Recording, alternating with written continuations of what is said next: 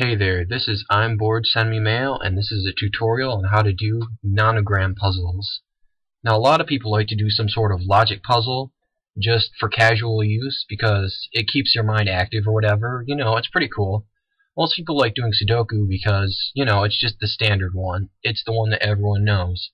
But in my opinion, I don't really think that Sudokus are very great for casual use because they're a little too complex. In my opinion, nonograms are a lot better for just the casual puzzle completer. On this site, they're called nonogrids. This is brainbashers.com. I guess it really depends on what site you're on, but most sites I've seen call them nonograms. In my opinion, they're a lot easier and thus a lot more fun. I'll just sort of show you how to do one. Now, basically, we're doing a 5 by 5 puzzle, which basically means that you have in one row 5 boxes and you have 5 columns. Now, you've got all these numbers at the end. You might be wondering what exactly the numbers are for, but it's pretty simple. In each box, you can only have two things. You can either have a block saying that that's being used, or you can have an X saying that you know that that spot is empty, it's not used. If you have this 3 here, that simply means that of the 5 boxes in this row, 3 have to be filled in, and those 3 have to be next to each other, touching. The 2 that are empty cannot be in the middle of any of those that are together. Now, here's where the logic comes in. If you got 5 going across, and you have 3 that have to be attached, the 1 that is empty cannot be in the middle, because then all you can do is have 2 on one side, and then 1 on the other. It doesn't logically work. So you know for a fact that if you have 5 in this row and that 3 have to be together, there has to be 1 in the middle. There's no other way around that, logically, so it has to be so. Now if you see here, this column has 2. That means you have 2 filled in that are next to each other. If you look in this one that we already have, there has to be 1 either up or down that is touching it. There's no room up. There's no box there for it to go into, so logically we know it has to go down. Now if you see, we already finished this column. It says we need 2, and we have 2. So that means that we know for a fact that this one, and this one are all empty, so we can X them. Now continuing on with this column for the 4, going down, we know for a fact that there are 4 touching, and that there's 1 block that is empty.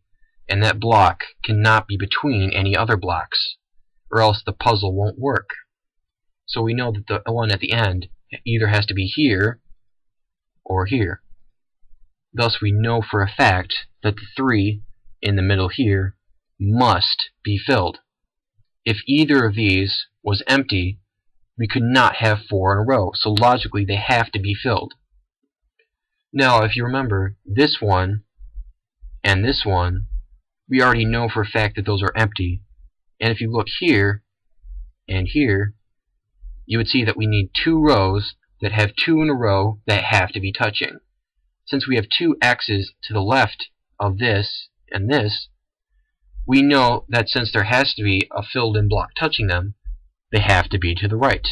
There's no other way around that. They have to be.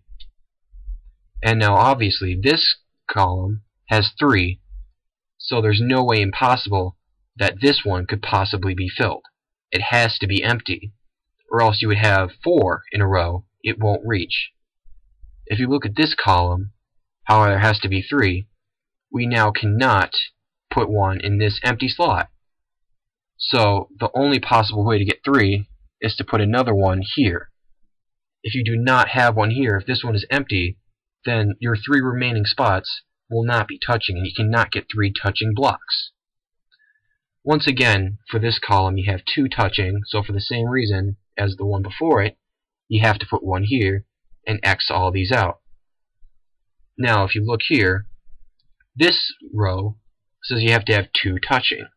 So we obviously know that this one cannot be filled, because if this one was touching, there would be nothing in this row that it could be next to. It couldn't be 2. It couldn't be filled. It just wouldn't work, so this one has to be gone. Therefore, this one and this one have to be filled. From that, since we know that this column needs 4, we know that that one's empty, And since this one needs 3, we know that's empty. We know they're empty because the requirements that were set up for them have been fulfilled, and nothing else can be added there.